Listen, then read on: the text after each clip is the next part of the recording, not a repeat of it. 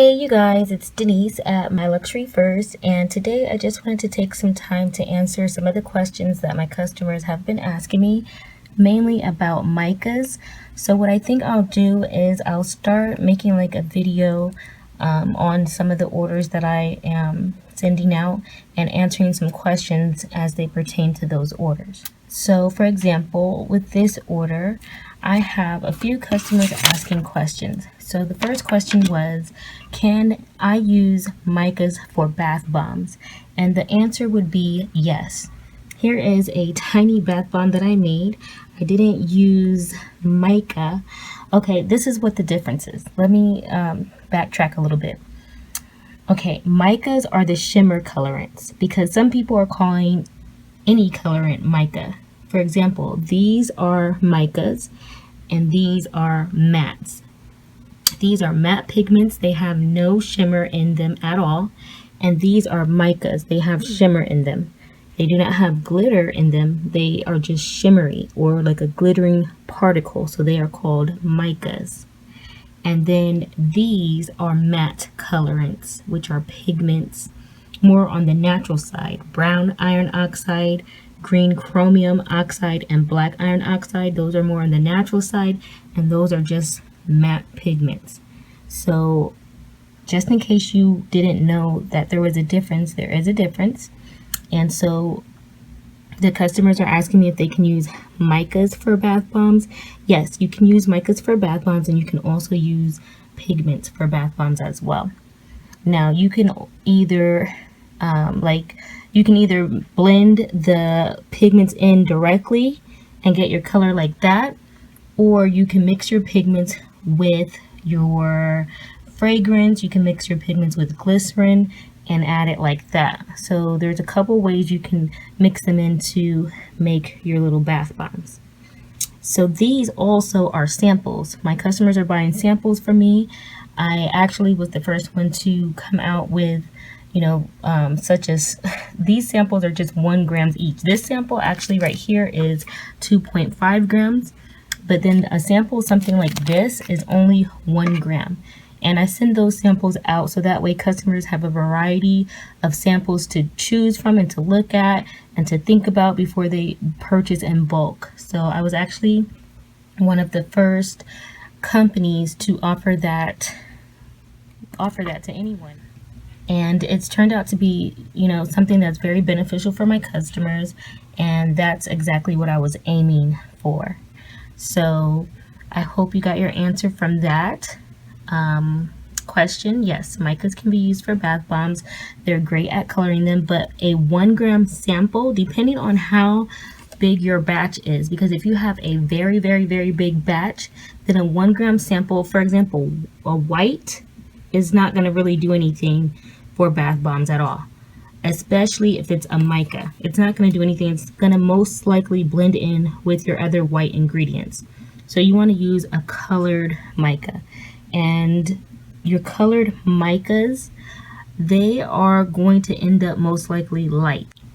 I have used these iron oxides for bath bombs and they work really, really well. I feel like the pigment is more vibrant and like you get more of a color out of these other than the micas. You can use the micas on top to dust the bath bombs to add color like that, but I feel like if you want to really, really, really color your bath bombs, they're always going to come out a little bit light anyways. But to get the most color out of your bath bombs, I would use a pigment. But if you use enough mica, then you get a great color payoff. So I hope I didn't lose you when I was trying to explain that. But for those of you that are making bath bombs or starting out making bath bombs, you're going to kind of understand what I'm telling you. So then the second question was, can I use can I use micas for homemade lip balms? And that answer is yes. I use these micas for homemade lip balms all the time. And it's simply and fairly easy. When I say simply, I just mean that it's very simple. Here's some lip gloss right here that I'll just squeeze out wow, the whole thing came off. But this is just gonna be a little experiment to show you how easy it is to color some lip gloss. So I've emptied some of the black iron oxide on top of the lip gloss, and I'm just going to use like this little stick to mix it in right here. And as you can see, it's coloring the lip gloss beautifully. If you want black lip gloss, you've got it. Any color that you have, all you have to do is mix one of these cosmetic grade pigments or micas in with it, and you have yourself a new colored lip gloss. And as you can see, it's nothing fancy. I just used some lip gloss that I already had. I squirted it out on the paper. You can squirt it out inside of a jar. Let me get a jar for you so you can see. All right, I'm back with my jar. So say if you want to make just like a whole little tube or like jar of lip gloss, you can get some lip gloss base. You can even get lipstick base. It's so easy to color these glosses and stuff. And I'm being lazy, and I'm just using some nourishing lip gloss that I already had. So say if you have a color, and as you can see, this actually was like a pink, but it's very light. It was just like super light. So let's see if I could do a little swatch. It's hard to work with one hand. Okay, so I swatched it on my hand. It's just like basically a clear lip gloss. It just had a little pink tone, nothing major. And now I'm going to swatch the new color that I made on my hand. And so there goes the new color, the black that I made.